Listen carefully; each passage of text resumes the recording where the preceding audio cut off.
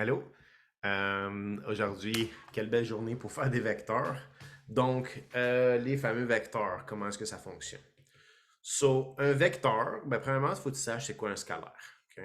Donc, premièrement, un scalaire, c'est juste un nombre ou un chiffre, comme par exemple 5, 7, 9, 15, 1 million, 2 millions. OK? Après ça, tu as ce qu'on appelle les vecteurs. Donc, les vecteurs, c'est, tu peux voir comme l'information qu'on peut donner à propos de quelque chose qui contient deux éléments. Fait qu'ici, on a une norme, puis on a aussi une orientation. Une norme, puis une orientation. Fait que la norme, c'est ce qu'on appelle la longueur. OK? Longueur comme ça. Donc, je vais passer à travers les éléments qui sont importants à connaître. Euh, Si je te dis, par exemple, ici, on a un vecteur. Donc, imagine que tu as une boîte ici, d'accord? Puis on a une force appliquée sur cette boîte-là. Fait que tu es vraiment en train de tirer cette boîte-là. Oups, on va ramener ça là. D'habitude, les vecteurs, ça va être utilisé dans la physique quand on va parler de force. Mais par exemple, ça pourrait être, mettons, regarde, un petit bateau comme ça qui va à cette vitesse-là, qui va à 50 km/h dans cette direction-là, mettons, à 20 degrés. Ça pourrait être ça, par exemple. 20 degrés, c'est un petit peu petit pour écrire, mais ça pourrait être ça, OK? Donc, ça pourrait être ça. Ou bien, regarde ça, 20 degrés, 50 km/h, on va dire. OK? Euh, mais en physique, on va surtout parler de Newton. Fait que quand on parle des Newton, on parle de force. Fait que je tire, par exemple, 50 Newton dans cette direction-là à 27 degrés. OK? Fait que juste un premier exercice. Il faut juste que tu me nommes la norme et l'orientation. Euh, norme et orientation. Comme ça. On va y aller avec la norme et l'orientation de chaque vecteur. Maintenant, quand tu parles de l'orientation, je te suggère personnellement que ton orientation, c'est toujours par rapport à ça ici. Toujours par rapport à l'horizontale ici. Fait que si je te dis, ici, on a 20 degrés, ben son orientation, c'est 20 degrés. Si je te dis, tu as 100 degrés, son orientation, c'est 100 degrés. Si je te dis que tu as 20 degrés, ben son orientation, je vais l'appeler θ ici, regardez ça. À la place, je vais écrire l'orientation ici. Okay? Ça, c'est l'angle, tout simplement. Moi, comme que je t'ai suggéré, vas-y, puis écris ici, c'est 160 degrés. Parce qu'ici, on a deux angles supplémentaires ensemble. Okay? Donc, ici, tu as 180 au total, donc c'est 160 là. Okay? Même chose si je te dis, par exemple, cet angle-là ici, mettons ici, ça c'est 20 degrés. Plus je te demande, c'est quoi l'orientation de ce vecteur? Ben, l'orientation de ce vecteur, ça va être 180 plus 200. Plus 20, sorry. 180 plus 20, ça donne 200 degrés comme ça. Okay? C'est ça que tu veux faire. Tu peux utiliser les autres angles si tu veux, mais le problème, c'est qu'il va falloir que tu fasses des ajustements avec les signes. Puis on essaie de ne pas faire ça. Okay? Maintenant, il y a deux manières de représenter un vecteur. Fait qu'il y a la norme et l'orientation. Ça, c'est la première chose.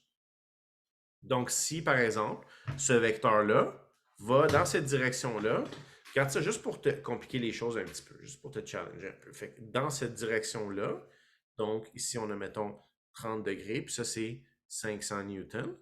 Ben, si je te demande c'est quoi la norme, okay, en passant à un vecteur, on va l'appeler le vecteur F, par exemple, avec une flèche comme ça par-dessus. Okay? La norme, donc ça s'appelle la norme. Ces lignes-là, c'est la longueur.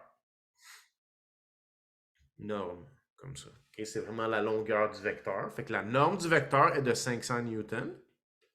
Puis si je te demande l'orientation du vecteur, fait que l'orientation du vecteur, c'est quoi l'orientation? Est-ce que tu viens de dire 30? Si tu viens de dire 30, non. Faut pas que tu dis ça. OK? La vraie orientation, comme qu'on a vu, je te suggère vraiment de prendre ici, tu as 150 degrés dans ce cas-là. 150. Fait que ici, l'orientation, c'est 150 degrés. C'est bon? Maintenant, ça, c'est la première méthode de représentation. Ton vecteur, tu as la norme et l'orientation. Tu as la direction, puis tu as la longueur. OK? Puis, by the way, si j'ai un vecteur de...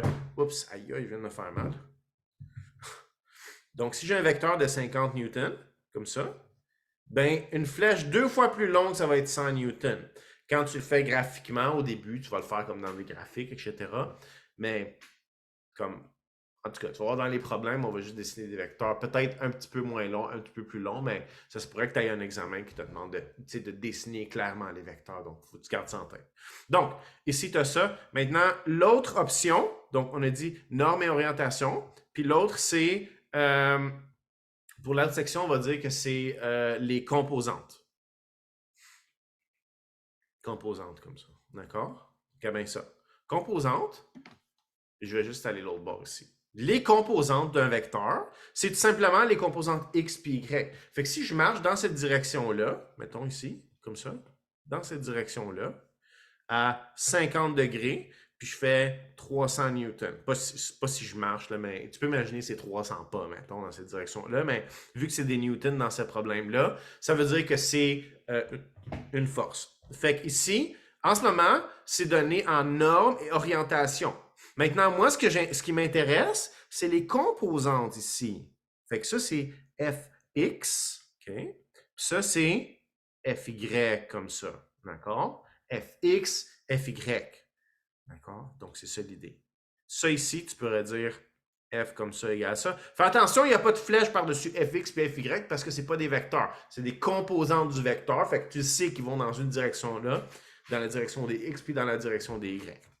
Donc, je vais te donner la méthode pour faire ça. F de x, Fx puis Fy. Quand tu calcules Fx, c'est tout simplement la norme, okay, la norme du vecteur fois cos de l'angle comme ça. Après ça, tu as la norme du vecteur fois sin de l'angle comme ça pour le y. Fait pour le x, c'est le cos. Regarde ça. Le x, c'est le cos, un petit peu comme la trigo tantôt. Cos, sin. Il y a des gens qui vont faire trigonométrie avant les vecteurs et vice-versa. Donc, il faut juste garder toujours en mathématiques, le cos, ça va être le x, puis le sin, ça va être le y. OK? Fait que f comme ça, comme ça. So, juste pour calculer ça, ça pourrait seulement être fx égale à, ici, tu as 300 cosinus de 50. D'accord? Ou bien 300 sinus de 50. OK? Oublie pas, il faut que tu calcules ça en degrés. J'ai-tu ma calculatrice proche? Attends, je vais faire une petite pause aux vidéos juste pour aller chercher ma calculatrice. Salut, je suis de retour. Donc, oups, est-ce que ça partage mon écran? Bon, there you go. Fait 300 fois cos de 50, comme ça donne 192,84, comme ça. Puis après ça, 300 fois sinus de 50 égale à 229,8. 1 comme ça. Donc, Newton, Newton. Fait que c'est tout simplement, tu vois-tu ça? Ça veut dire que Fx égale à 192,84. Puis après ça, Fy, ça va être 229,81 comme ça. Okay? Assure-toi d'être en degrés sur ta calculatrice. On va parler des radians quand on va être, dans le fond, dans la trigonométrie.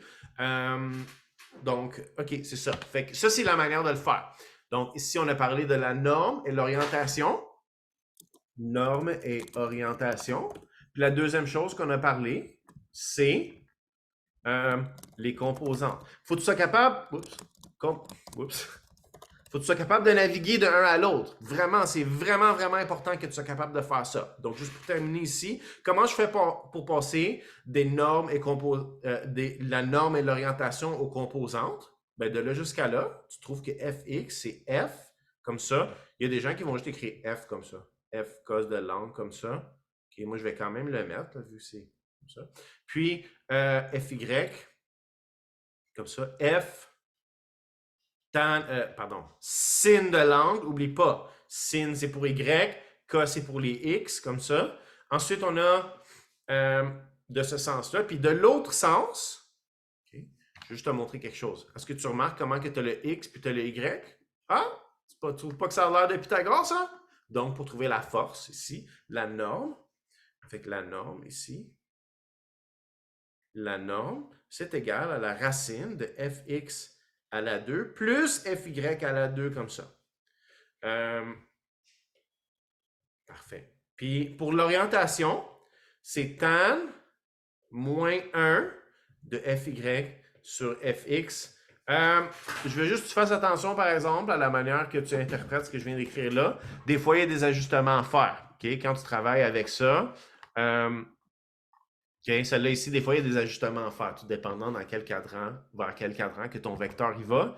Mais en général, ça, c'est la base dans le fond, des vecteurs. Une chose très, très, très importante à considérer, c'est que quand tu additionnes, donc quand tu fais l'addition et la soustraction de vecteurs, OK? Il faut vraiment, vraiment, vraiment, absolument, puis je répète encore 1000 fois, absolument, qu'il faut que tu passes par les composantes. Okay? Fait que si je te donne deux vecteurs, seulement, composantes seulement, d'accord? Si je te donne deux vecteurs, puis je te donne la norme et l'orientation, puis je te demande de les additionner, il faut que tu passes par les composantes, que tu additionnes les fx ensemble, puis j'ai x, mettons les x ensemble, puis les y ensemble, puis après ça, si tu as besoin de revenir à l'autre, à norme puis l'orientation, tu peux utiliser les formules que j'ai mis là. Je m'excuse, j'ai pas le temps de le faire parce que j'essaie de garder les vidéos courtes, mais dans ma section complète, je vais le faire plus en détail. Mais ça, c'est l'essentiel. Assure-toi de bien comprendre ça, puis tu es bien parti si tu comprends bien ça. Merci.